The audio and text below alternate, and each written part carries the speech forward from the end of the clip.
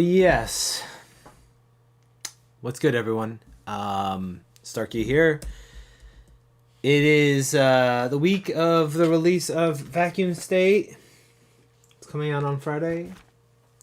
Yay. And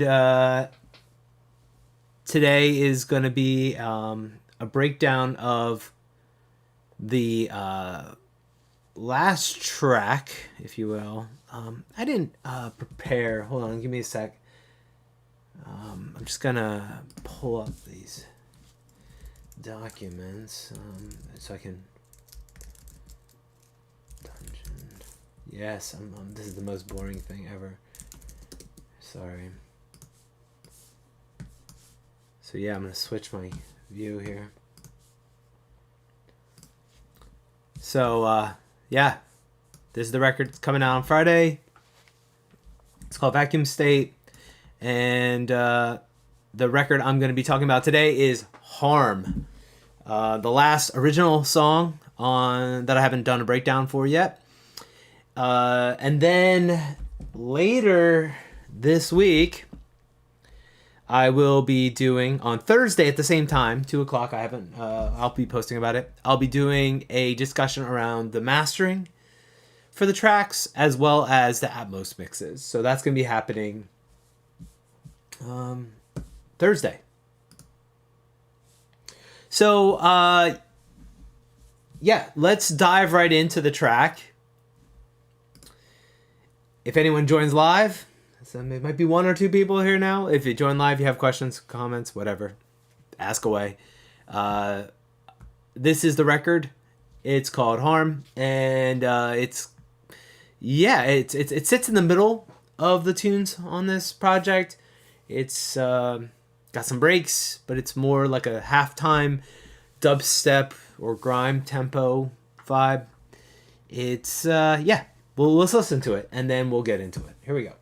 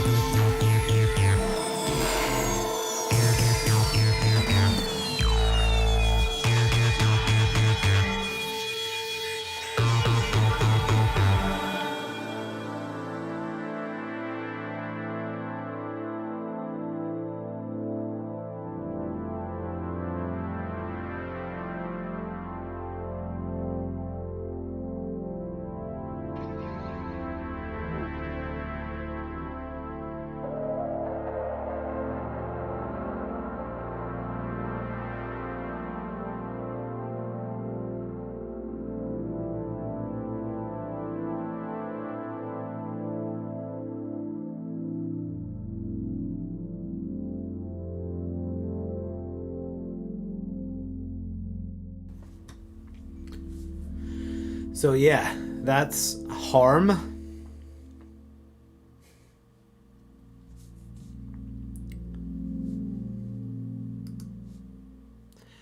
And let's dive into it. So what's going on? First thing we hear is the main synth for this, and it's a 303 emulation. I'm using ABL3 Audio Realism, which I've used on a number of tracks on this project. There's a ton of automation on this. You can see here. So there's various parameters in here: diffusion, frequency, resonance. Hey, what's up, Blender for Life? Thanks for joining. Just breaking down this tune, showing the production. There's some reverb automation here, the cutoff of the filter. So let's just break this entire opening part down. Also, if you've watched any of these other live streams, I think I fixed the problem with the encoding, so the quality should be better. It should be 1080p now. I don't know what caused it to downsample it. And also, I'm trying to keep an eye on the Twitch chat if anyone joins on Twitch as well. Last time I kind of neglected it until the very end. I completely forgot.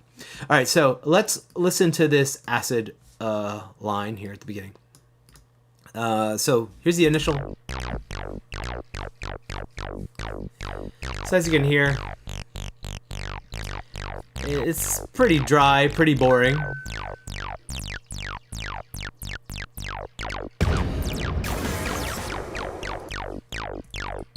There's other sounds happening. So what have I done to, I don't know, spruce it up a little bit, make it interesting, right? First thing is, I ran it through the Cornef talkback limiter, and this is really smashing the dynamics. So it's gonna...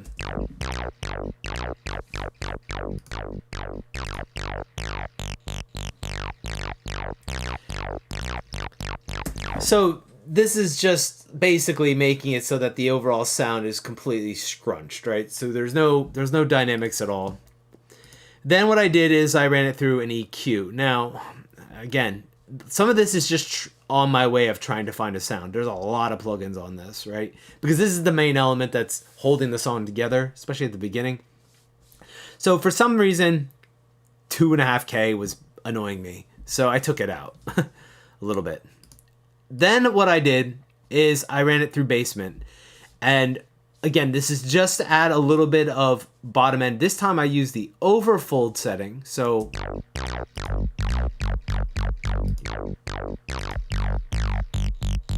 you can hear, if you're listening on headphones or speakers, you can hear that the bottom end is being brought out now. And initially I had rolled off the bottom end, and now I'm bringing it back using the Basement plugin. It's something I've been doing a lot with my bass,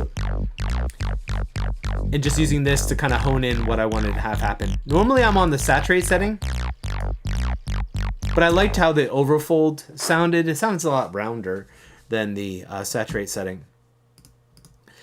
Then I did some EQ. There's a little bit of dynamic EQ happening here in the harmonics here. The first partial, second partial. I opened up the top end just to help it to bite a little bit more on the top end. And then this is kind of the trick, if you will, of this sound, right? This next thing. And that's Z-Rev. So Z-Rev is a reverb, for lack of better words, that I'm kind of treating it like a comb filter. I don't know. I have the resonance set so low that it's basically repeating the sound so much that it almost sounds like resonance feedback, like comb filtering. So let's listen to it without it. And with. Oh, actually, you know what? I don't even use it, I think, until here. There it is. Okay, so it's muted here at the beginning, at the very opening. And then it kind of goes off for the rest of the song. So you can hear... Like if I put this on 100% wet, let me get rid of the automation for a second.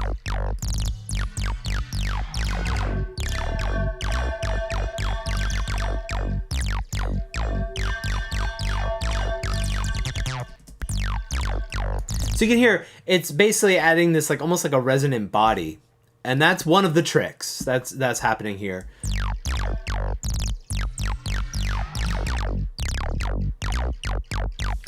And then that happens here. I'm also automating the size.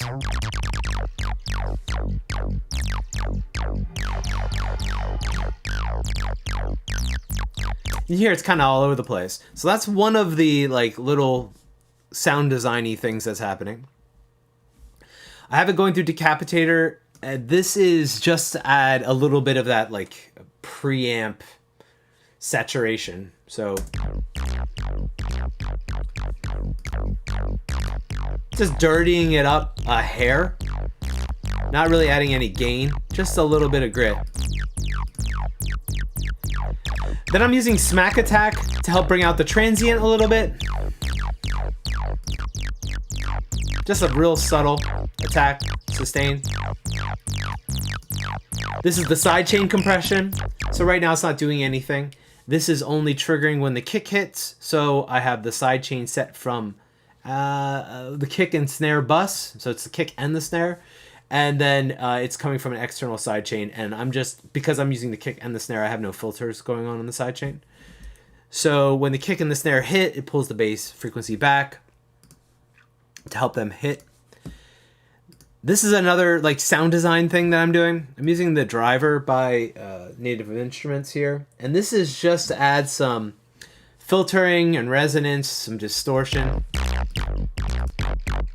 Right? Just grit.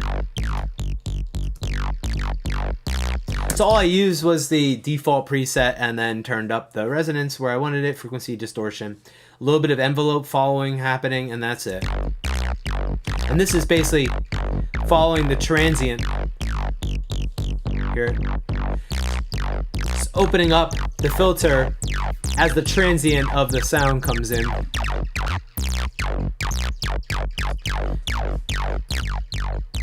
Hear how that just adds that extra level of grit, even on the resonance on the top end of the filter. It's cool.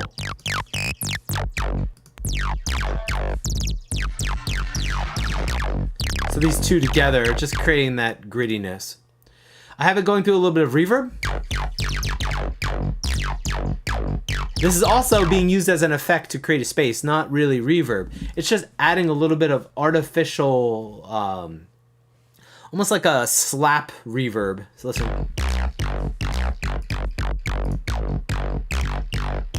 I'm rolling off the bottom end.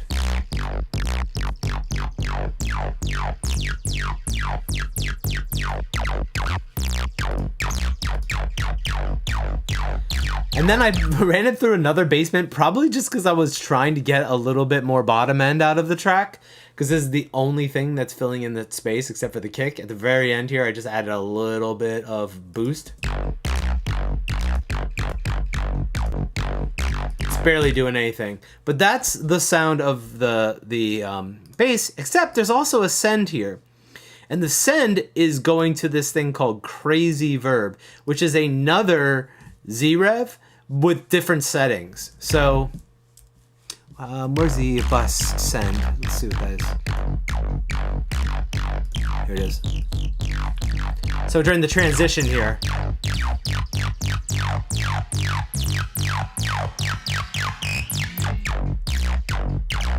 So I'm just using that to create that transitional, it almost sounds like a lifter, right? Like an uplifter that's happening in that spot there. Mike Frame, thanks for joining. He said it's like a ring mod. Yeah, I'm basically like using this reverb with very, very short settings to create that effect. I said like it's kind of comb filtering ring mod. It's got that tone, right? Where it's almost like a resonant body sound. So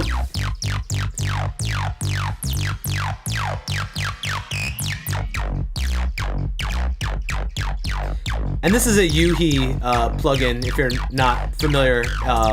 I think it comes with Zebra. It's like the Zebra reverb. So if you get Zebra 2. Have they released Zebra 3 yet? I don't think so. They can now call it... Yeah, that's right. So it's Zebra 3 is like in a beta, and it's called Zebra Legacy. You should, if you don't own Zebra, you should get it. It's 99 euros now for all the expansions. It's great. It's got the Hans Zimmer expansion and everything on it. It's really, really solid. If you like sound design and you like... and it also, like I said, I'm fairly confident it comes with that reverb as a standalone as well. So find Z-Rev. Where is it? Where is Zebra 3? Where is that? Where is it? It's just not here yet. Is this the new one? No. Get this too. I don't even have that. But yeah, there was like a beta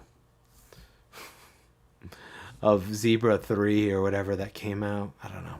Anyways, don't want to bore you with that. But yeah, that's what I'm using to create that sound. And again, it's just to add character to that overall sound because it's carrying the tune. There's nothing else happening. It's like it is the opening. It's the whole record. And I did not use the sequencer. I played these notes in. So you'll see this is programmed in. So I'm not using the 303 emulation for like for the sequencing like I did on the other records. This I'm just playing notes or programming notes in. All right, so let's see what happens next. There's a bunch of sound designy things, risers and stuff and hits. A big kick going through some large reverb. Got the sausage fatter on it just to right. Without it, this is just gonna sound like, yeah, it's still got a little bit of space, but just this big epic blast. So this is the main break that you hear. And this is just constantly, so you can hear, it's under mute. So I'm just unmuting and muting that break in here. So I think it's just Amen, isn't it Amen? No, it's some other just some random jungle break that I loaded into Momentum. So let's take a look at what's happening here. So I'm just using clips of this. You hear what it sounds like. It's really boring sounding. So I'm running it through a subtle OTT to kind of control the dynamic range, pull the transients back, push the volume up to the threshold. Then I'm distorting it pretty hard with Decapitator. I got the punish setting on. I've got a limiter here to bring up the volume and just really smack the transients. There's a little bit of verb. Actually, no, this must be automated because there's nothing happening right here. Let's look at this. Yeah. So here is, oh, it's only for the opening. It's only for the intro, so.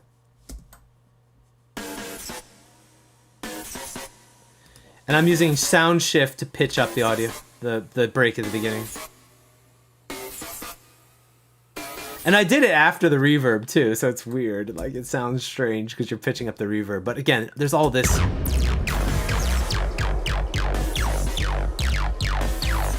And I'm just using that to rise up with these other risers. You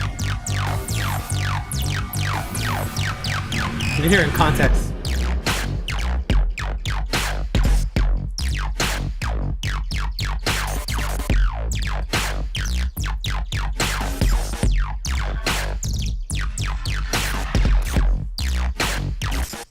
You can hear that in context. It's just kind of filling in the space, right? So let's look at what we got going on here. The main snare drum, I had some issues with this when I was doing this track. Let's look at the kick first, actually. The kick is real simple.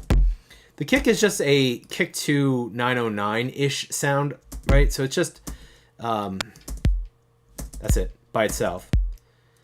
And then I've got it going through the Wolf compressor, which is the Boss drum sampler, drum machine, SP202 or 303, I forget which model, compression model. And I'm only doing it like 14%. So it's being saturated. If I did 100%, it really distorts and kills it. So I'm just kind of compressing it a little bit. I actually have it going through the space station. Hear that? And that's just adding that little bit of grit. That almost like slap delay on the kick drum. Just to help it create a little bit of a texture. Right? Without it. With. It's pretty fun. Clipper. That's being hit super, super hard. Now I'm using the LVC clipper. I use this all the time. This is just completely killing the transient and smashing it. Right? So without... with... and then I wanted to hit it even harder. I hit it with the L2. This thing is smashed 3 times and has absolutely no dynamic range whatsoever. If I was to print this kick drum, it would look like literally like a sausage. Here, let's print it real quick. Bounce in place. Let's leave it. Yeah. All right, so that's the kick drum. It moved it because of all the processing, but look at this. There's like no dynamics whatsoever to this thing. All right, so that's the kick. Now the snare, with these kinds of tunes, like when I'm doing this kind of thing, I tend to just start layering things and throwing things out and trying to use multiple snares and claps to create the texture I want. So let's listen to this. So I've got this snare. That's like your kind of classic clank. And it's going through some EQ. Why is Pro Q3 showing up like that? Anyways, so that's that. And then we got Liam. Hey, what's up, Liam? Nice, Liam G Dude. Welcome. Thanks for joining in. Got going through a little bit of a verb. And then I'm hitting it with a limiter. Just completely crushing the sound. The snares here, this snares bus. Hear that? So that's adding that depth, right? Elongating the sound. So what do we got going on here? There's a clap. Let's get rid of all this stuff. Again, this is me just trying things out until it sounds cool. So I got a clap on Atlas that Atlas is a sample organizer, for lack of better words. It also has a sequencer, which I never use. I probably should try using it. But it's a sample organizer. It looks at all your samples and then puts them out there so you can just easily find them and just bang on things. So this is like a long, snappy clap or it's a clap, I guess. But I have it going through some compression. Hardcore limit. I duplicated my Atlas and found this snare. And then I put them together. And when I put them together, I started processing them. So the first thing I did is I saturated the top end and the bottom end a little bit differently. So I used a heavy saturation up to about 3.5K on Saturn II. And then above that, I used the full back distortion. I'm going to turn this up just a hair. It's all automated. Let's suspend the volume automation. All right, so without, with. Hear that at the top end, right? That's just being layered with this to create that sound. I ran it through Dumpster Fire next. which is smearing the sound even more. Listen to that.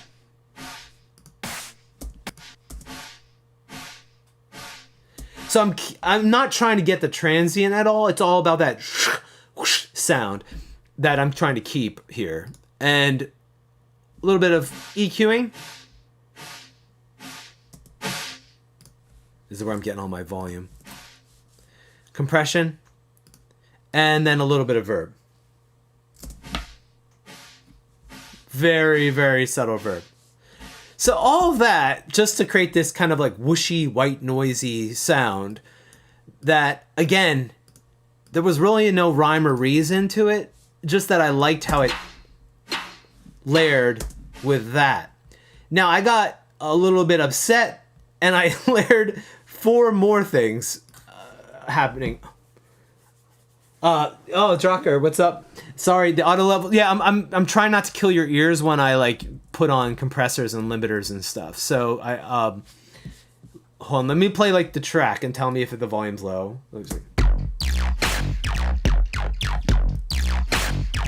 Hopefully it's cool when like the track plays.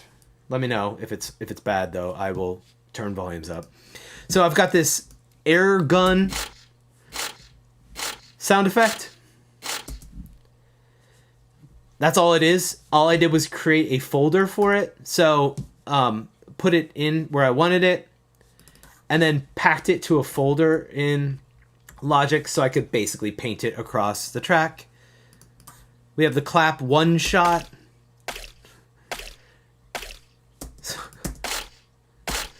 Right, and then another clap. And then that. So all these layered with this is the snare drum. Is it better? Is it better for the audio now? I just want to make sure the volumes are good. It looks like it's good on my end. Maybe when I was soloing like one instance of one sound, it was just quiet for a second there. All right, cool. Awesome. So again, there's really no rhyme or reason to this. I have a hard time sometimes. Like a lot of times I'll just grab for like one snare and be like, all right, cool, I'm going to use this. And then I find myself as I build the song, it's like, I wish it was cooler. I don't know if any of you mix live drums, but like if you start with like a bottom up mix and you start with the kicks and you snare and then you bring in the hi-hat and then you start to like, bring in the bass and the guitars, and by the time you get to the vocal, a lot of times your snare drum is lacking in sound and volume because it's just not cracking through the mix the same way as it was when like all of those elements were missing, like all of the synthesizers, guitars, everything like that. So you end up going back and then adding more stuff. And that's 100% what happened with this production. These things I just started adding later after the fact.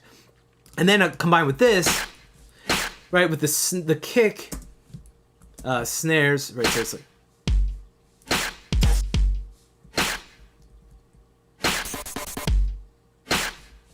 right, so that's kind of creating the groove that's happening around that bass line. And then everything else is just kind of like ear candy things. Like look at that, there's that little snare fill. Right? All that is another sample from my giant sample library that's going through an RC20.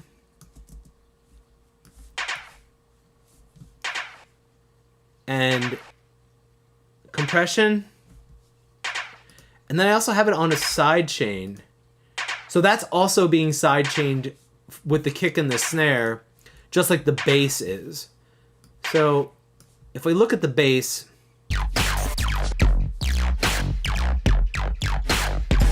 you can see every time the kick and the snare hit, there's the kick, there's the snare. It's pulling back the volume of the bass to allow that acid bass line to come through.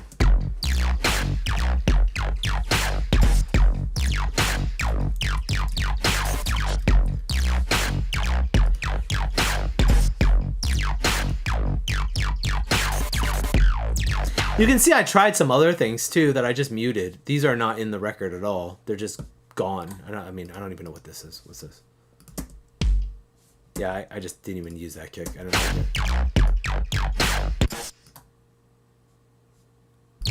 That might not have even loaded.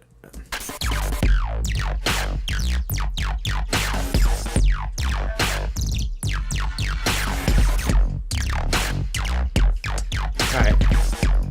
So after about 8 bars here, we get a straight hi-hat. The straight hi-hat is, again, Atlas. That's what it sounds like without processing. I darkened it with an RC20 and added a little bit of grit too. You can hear, especially when I compress it and I have the auto gain cranked up, it sounds dirty. And that's just to add that little bit of inconsistency to the sound. And this is being sidechained by the kick and the snare as well. I like things like this where it's just kind of like adding a little bit of flux. Right, you can hear that variation in the digital side of the distortion there. Obviously there's a filter there too, but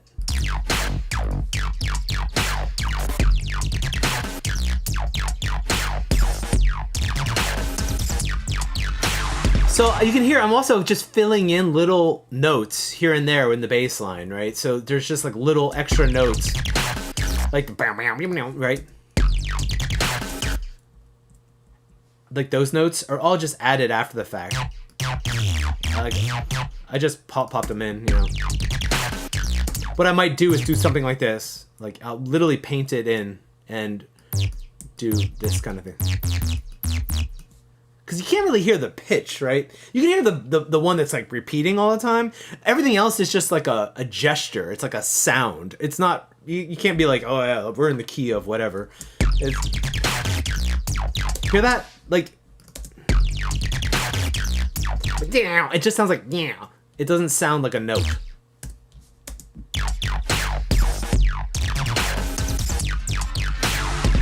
Like this, I could have put these up here. Hear how that changed it? So it's just, let's go up here. I should have done that. The record would have been cooler, right? Like, so that's literally all I'm doing is just painting in some notes to add some variation. These are all different, right? If you look at them, they're all different. Every 8 bars is the basic fundamental bom bom bom bom bom bom bom bom is the same, but everything else completely changes. Again, so getting that. Alright, so what's happening here? There's a vocal thing that happens. There's a chord transition here. Alright, so this is the first time we hear those chords. That happens later in the breakdown as well, and it's started with a preset called Detroit Stab. This is the OPXA Oberheim emulation. And, right, so it's just playing 2 voices. And I've got a reverb on it. It's a pretty long verb from Pro R. And then this is also being sidechained by that same buzz for the kick and the snare. I didn't group things together. I just looked like I just duplicated the sidechain and probably played around with the attack and release if needed. So you barely hear it. It's like creeping in there. All right, vocals. There's some vocal sample things here. They're just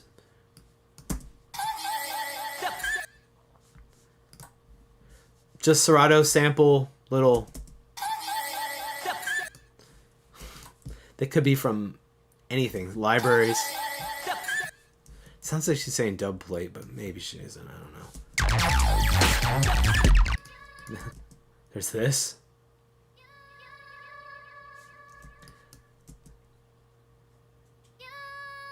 So that's just that, but I've got going through the ring shifter. Right, to have that. And then delay. Again, all these combined, just create a little texture.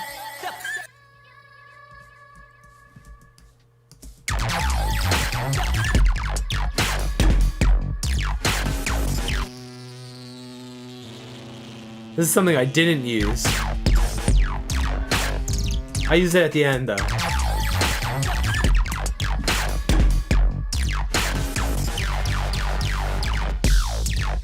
Yeah, let's check that out. Their little lead fill thing. This is a serum patch.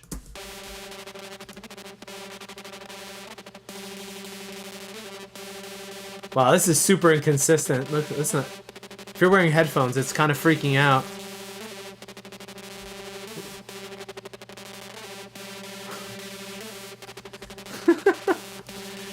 So I've got a little bit of EQ, bring out the top end, and then the parallel compression. This thing's a head trip. You know what's funny about this? This kind of thing, every time you bounce the tune, it's going to be different. So a lot of these things I would normally turn into audio because I never know how it's going to hit. So I bet you if you listen to the stereo version and then the Atmos version, this is different both times because I didn't bounce it as audio. I just let the MIDI play.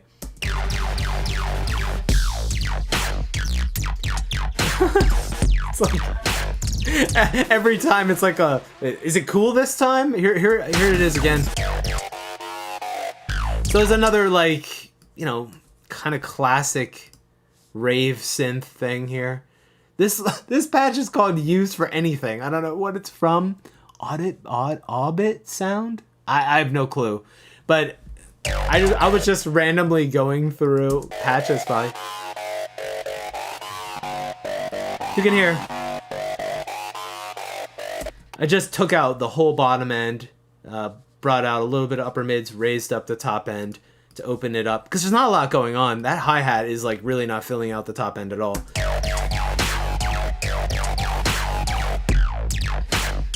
And note-wise, it's just following, right, what the bass is doing.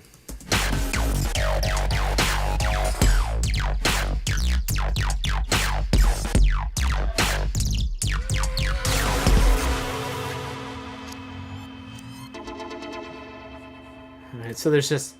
I love this. There's just like a little... It almost sounds like a ride cymbal that someone's hitting in another room. I like that part. So here's those chords again.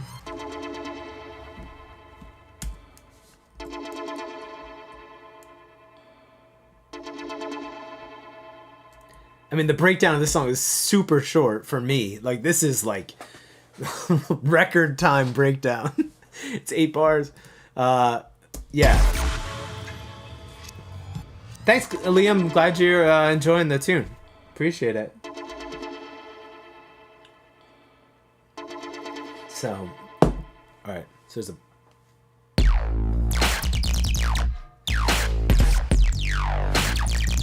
So we have... The drums are pretty much the same. Like the basic kick, snare, hi-hat pattern. If you look at these, they're basically the same. The miscellaneous elements are different, right? The voice thing is the same, except it's missing that other part. But the main thing that changes here is the bass line is a completely different part. So before we had this, and now we have this.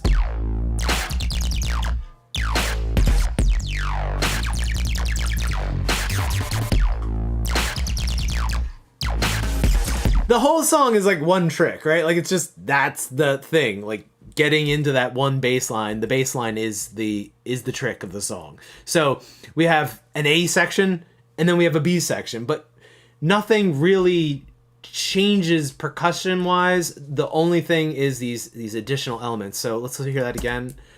And the bass line is completely different. All the automation is different too.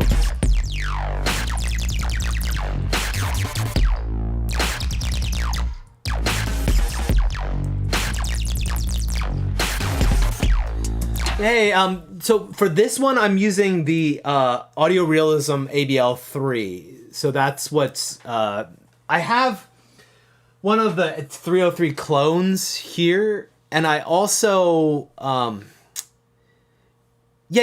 used another one too. I've plug in, but I don't have the Arturia one. I'm actually was thinking about getting the V11 today because I kind of want the Jupiter 8000. Like that's the thing that's tempting me. I haven't updated my Arturia collection since like version 8 because I haven't really been interested in any of this stuff. But I am tempted by the Jupiter 8000, and yeah. But I'm using this, the Audio Realism ABL3. If you don't, this one's great. If you don't know their stuff, they make like 2 things, and they're both amazing. Maybe they make more now. I'm just missing out. Yeah, it's like the ABL3 and this one, the Redominator. So this is like the Alpha Juno emulator. I've used it on some other records. I've been using it for years and years and years. Whoever Audio Realism is, I think it's like literally like one person, maybe it's 2 people, but they just keep updating these synths and making them better. This new model that loads onto Apple Silicon is sonically better. Like it just sounds great. I think they also make a drum machine. I don't know. I don't have this, so I don't even know what this is. Is it?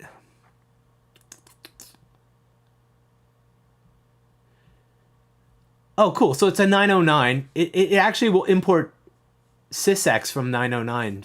That's cool. But those are the only plugins they like make. They do have rack extensions for Reason too. So if you run Reason, you can get Redominator and the ABL3 in Reason. But yeah, I mean the Hoovers on the Redominator are awesome. It's really, really, really good. I highly recommend this plugin if you don't have it. I don't know what the price is now. I bought it so many years ago. $95. What else? How much is this? They're both 95. Oh, a bundle. Look at that. Oh, that's the drum machine. Yeah, I'm not interested in the drum machine personally.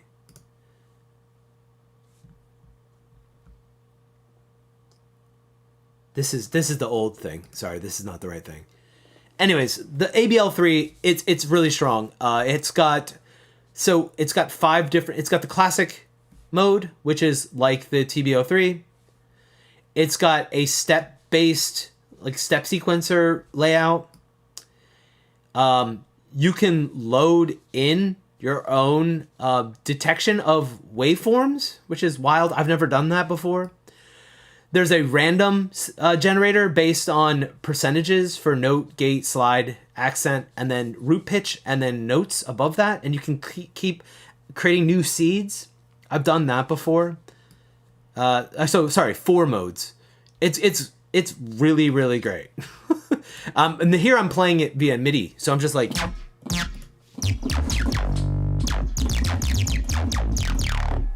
I'm just playing it via MIDI. All right, so. That's that. Again, the hi-hat's out.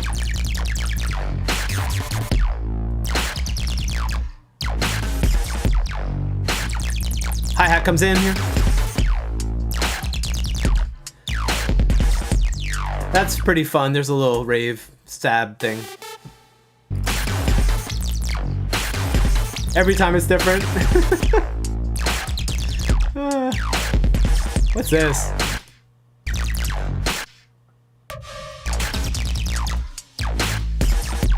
That's fun. Some just a little ping that I added in from a serum patch. Love the decay on there.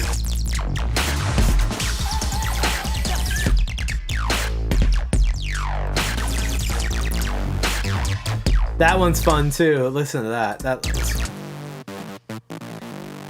Right, it's just filling in the upper frequencies, the mid range, right? Like just.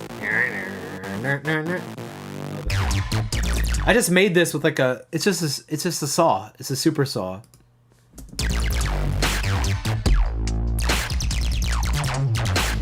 I love that hi-hat. It's just.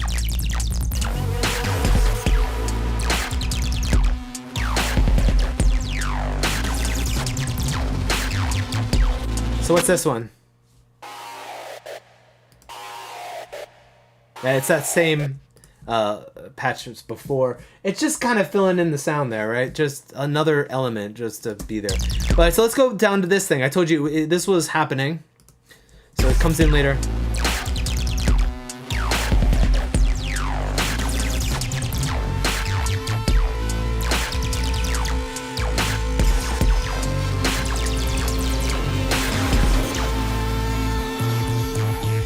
So this is a CS80 patch that I made.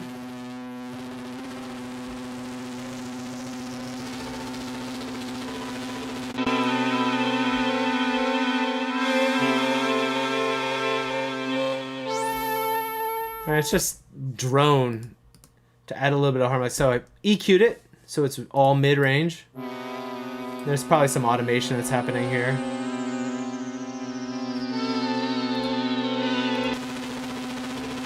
And then I completely smashed it using the Abbey Road Saturator Abbey Road Saturator Waves plugin.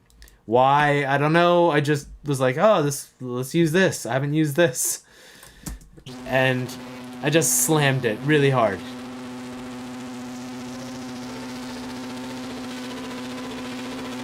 I was trying to see if that did anything. I literally just cranked the input so it was distorting. It's above what it's supposed to be. This is supposed to be like in the yellow, green, yellow. And then I just cranked it up. And then added some reverb. Convolution reverb. Oh, this plugin.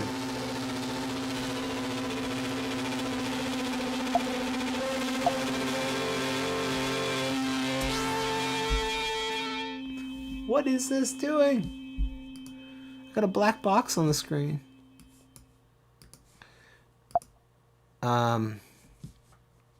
This is a convolution reverb convology.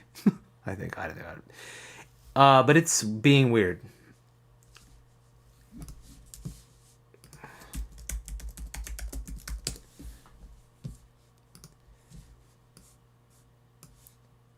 So it has a free version. That's what I'm running for sure. And then you can also add impulse responses in. So maybe it needs an update. I didn't open it up. It sounds like it's working though. It's working.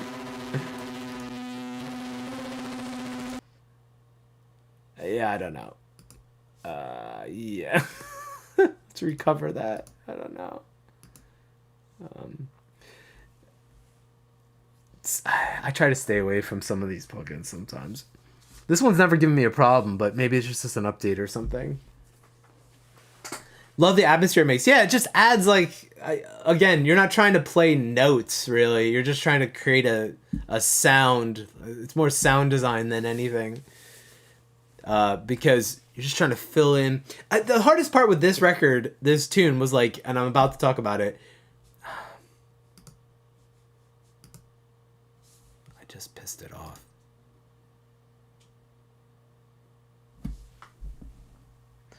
I just upset it.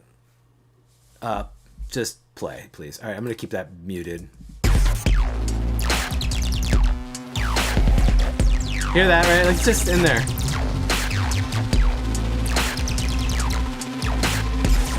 And the MIDI is just...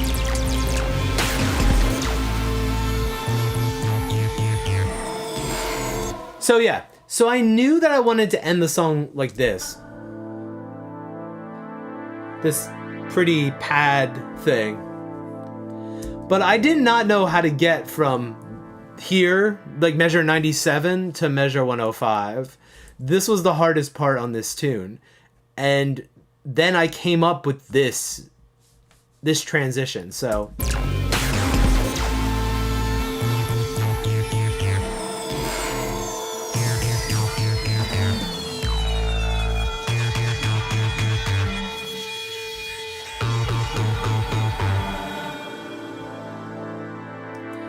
So again, there's a bunch of noise and things happening here, but it's really just that rhythm. Boom, bum, bum, bum, bum, bum, bum, bum, bum, bum, bum, bum, bum, bum, bum. That, and I was like, if I do something like that, that's just a different rhythm, that's very like static in what it does, that I can then do something else, something new. So like that was the hardest part. It's like you got this like groove. It's just like, right? And then I just felt weird going right to this ambient thing. So I figured out, this was again, it took me forever to do this, to try to figure out what I needed to do. And I had this song on the back burner for a while. I probably finished this tune like near the end of 2023 or so, and then didn't know what to do with it. And then I figured out, I was like, I just don't like how it goes. I love this part, and it's cool, and it grooves. It's short for me. It's like 2 minutes long. But then what do I do? How do I get to here? And then, you know, I just started probably listening to it and singing like, that'd be cool. And then I just did that. This is not doing anything. This is probably the MIDI that I just grabbed and dragged it in here, and I never ended up duplicating anything here. I put it on the claps and the snares.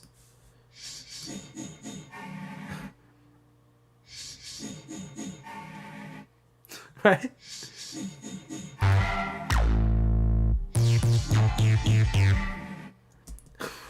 Right? That it creates a little vibe. Like there's something happening here. There's some noise. It's just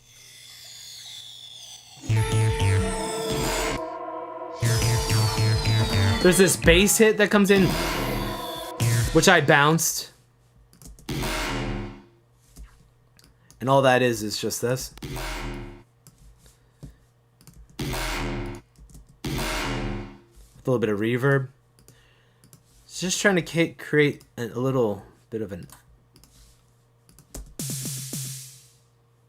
little snare.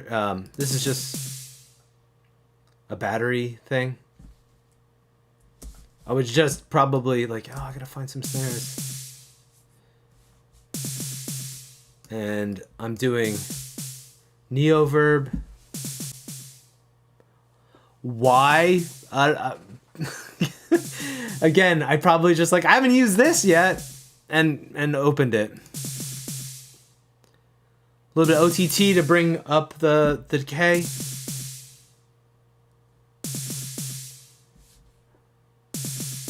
This isn't even doing anything, really.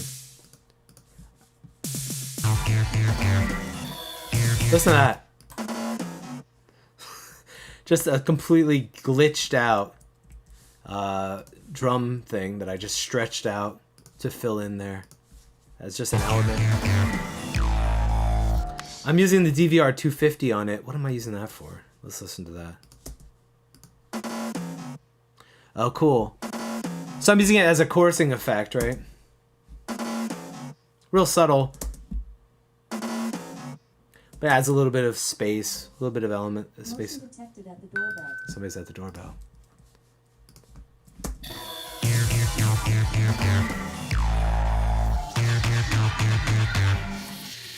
What's that? Just claps. That's fun too. Motion detected at the doorbell.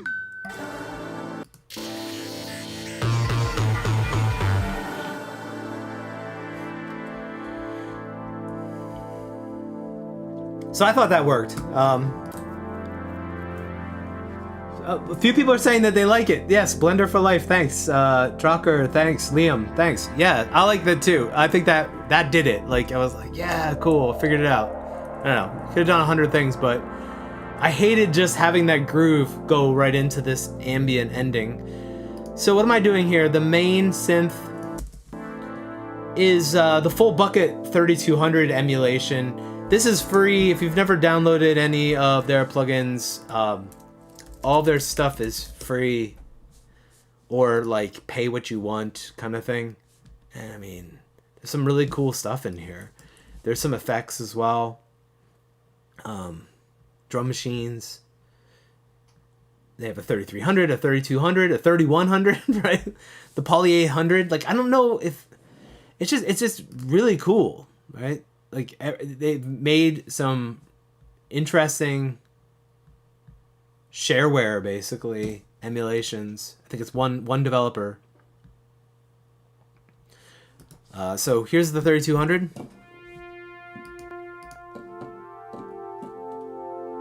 So without anything,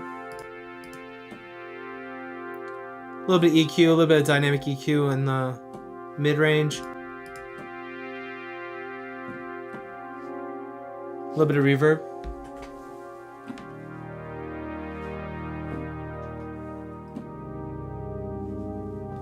It's a great sounding synth.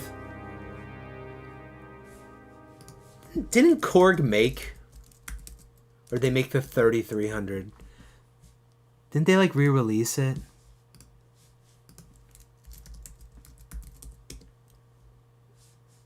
It's the 3300. I want one. How much are they? 20 grand? 10 grand? How much are they? Oliver Arnold's has one of these, right?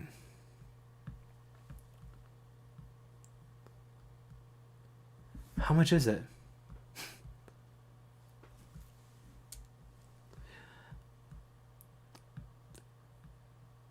I want one. How do I buy it? Where is the price? Come on.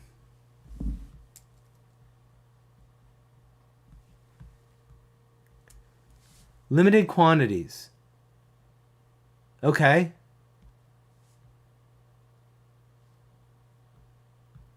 It's so limited that they don't even tell you how much it costs. They're like, yeah, no.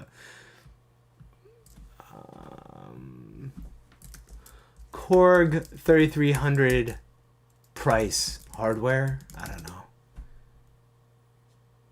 13,000. I said 20 first, and then I said 10, didn't I?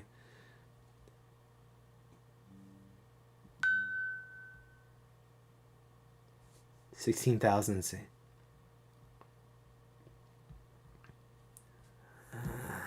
That's kind of expensive, isn't it? Is it even available? Does anyone have, like... anyways, no one's... The college needs it. We're gonna buy one. It'd be awesome. Anyways, it's great sounding synth. They don't sell direct. Yeah, I don't know. Do any stores actually have them? Does Sweetwater have it?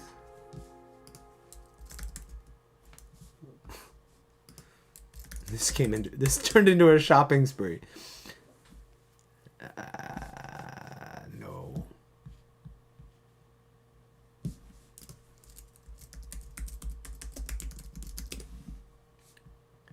I want to buy it. 16,000. Well, Cherry Audio made an emulation now too for the 3300. I don't know. Has anyone used that? Anybody who's listening, has anyone used that? I haven't gotten it. Is it? This one's good. The full bucket ones are good. This is the 3200, but they have a 3300 too. It's really good. The filters are nice and sweet. Like, let me take off the reverb.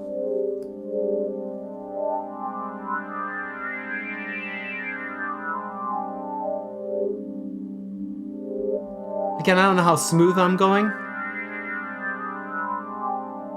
It's pretty good though. Like it sounds nice. Original went for 95K. Yo. We're getting into CS80. CS80. Yo, I did a show at Johnny Brenda's in Philly once. Yeah, so it was when King Britt was doing his night there, right?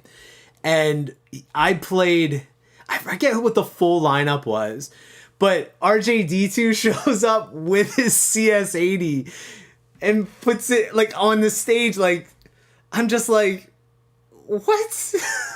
I was just like, you left your house with that? Like, I don't know. It was crazy. It was crazy to see a CS80 in a club in Philly, like, just there. He played it. Like, he played it. I forget if he was playing with Brit, what it was or what he was doing. I don't remember. I think I DJ'd that night. it was one of King Britt's parties before he moved to San Diego, but RGG2 shows up with CS80, and I'm like, what? I just thought it was crazy. I never thought I'd see a synth worth that much money in a nightclub. You know what I mean? I guess some guitarists have expensive guitars that they bring to nightclubs, but I just wasn't expecting.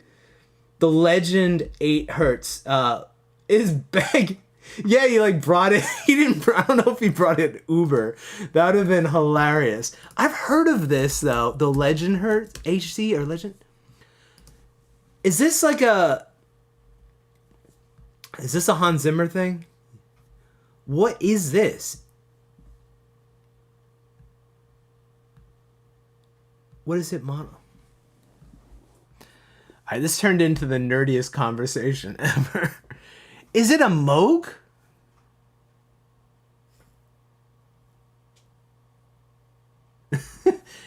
Yeah, HC Hans Zimmer. Yeah. Okay, so I've heard of this. I just don't know it. I don't have it. I don't know it. Is it a Moog? 914 fixed filter bank. Yeah. So you're just saying, can't even imagine someone bringing a $100,000 instrument to a club in Philly. Yeah, that's what I was saying. Like, I mean, Johnny Brenda's is like, I guess, nicer than some, but it's just hilarious. I was like, this is crazy. I can't believe you're walking into a club with a $100,000 instrument. You can buy like 2 cars. You could buy a Ford F-150 souped up. I don't know the reason why I said that. It's because someone the other day was like, people are buying Ford F-150s for $100,000. Why should you pay $100,000 for a Ford F-150? Anyways, it's funny. I don't have a truck, by the way. I don't drive a Ford F-150. All right, Stunning Sun. I can't recommend it enough. I'm going to 100% check it out. I'm going to look at this. I don't want to pay $179 for it though, because I was maybe thinking about dropping money on the V Collection update. Does anyone else sell it where it could be on sale? What's this?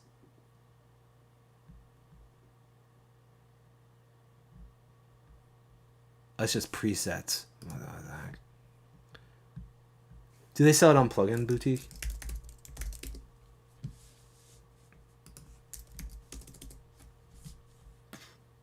Whatever. I don't even know. Legend Hertz. Maybe not. This would be shopping with Starkey. We're gonna do it. Yes, one sec. I got it on sale. Yo, look at you. I want to check it out. Do they have it? Now I'm interested. I've heard of it, and now you're telling me it's good. So I'm like, all right, cool. Loot Audio had it. Loot Audio sometimes has sales, like good sale prices on things. Oh my god, everyone's hungry.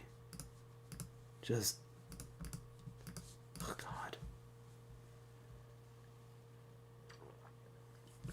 I'm gonna check this out. It looks Moogish.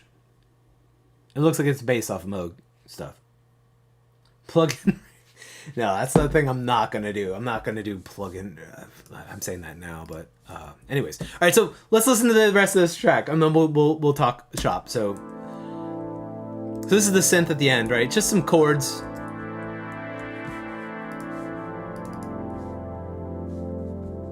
I just played something, right? Quantized it, and then there's some elements that come in here.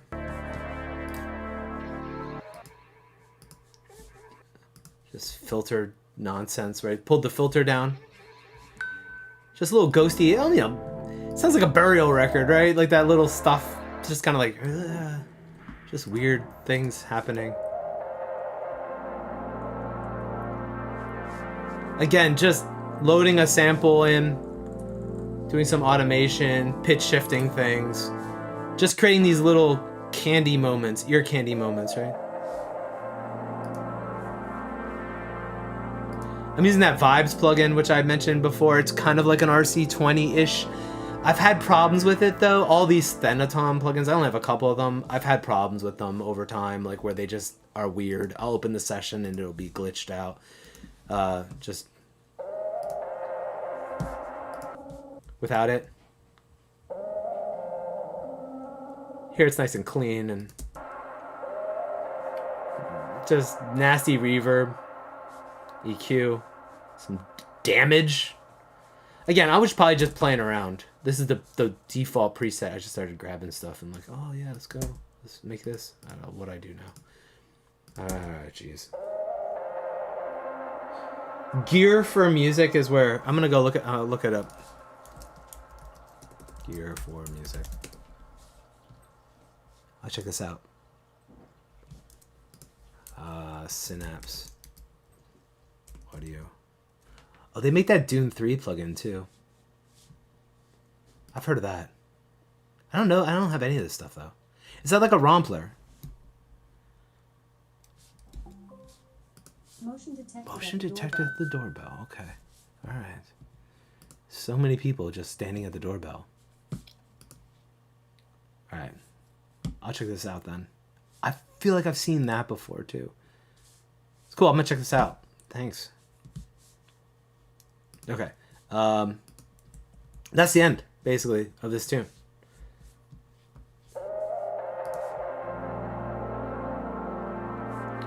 There's another pad. Oh, that's the same pad. Sorry. And that just... does it filter out? Roll the cutoff. Just automating the cutoff of the low pass filter.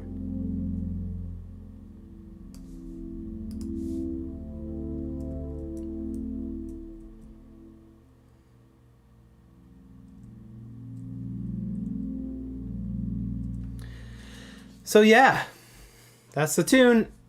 It's kind of short for this record. 13 seconds to... it's a little under... it's around 3.5 minutes long.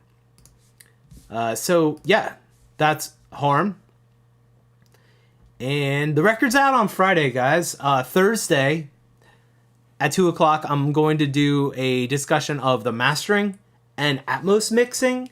Honestly, I'm not going to like break down each track. I'm just going to show like in general what is going on. So I'll probably grab a tune, one of these tunes, and or maybe I'll do one of the remixes. That might be fun. And we'll talk about my mastering chain for this project. My mastering chain is constantly changing, but I will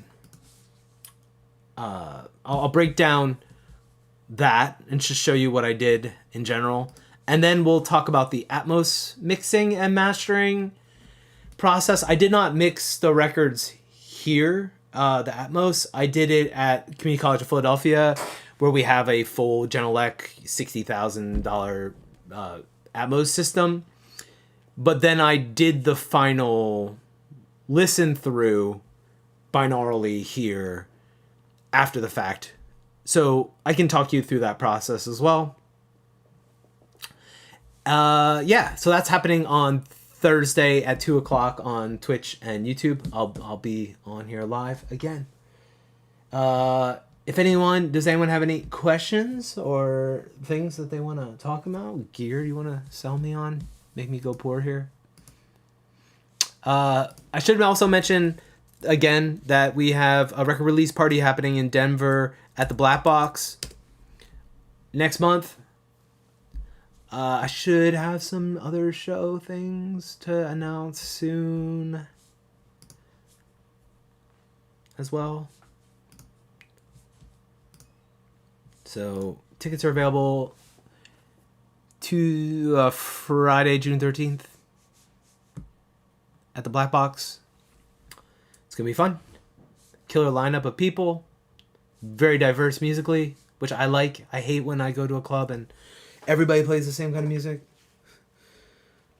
I mean, I guess some clubs are cool for that. I don't know. I like diversity in my music, so I like to hear people play all different kinds of stuff. I think Muxmole is doing a live set too, like a live PA set, so that'll be fun. So if you're in the Denver area or you want to have a little vacation. June 13th at the Black Box. It's going down. And the record's out on Friday. I'll be doing a stream on Thursday at 2 o'clock Eastern, where, yeah, I already told you what we're doing. Let's switch my view here. So, yeah, it's been fun. Thanks everyone who joined in the chat live. Drucker, Liam, who else? Blender for Life. Sorry if I missed anyone else. Mike Frame. Thanks for joining in and having a chat.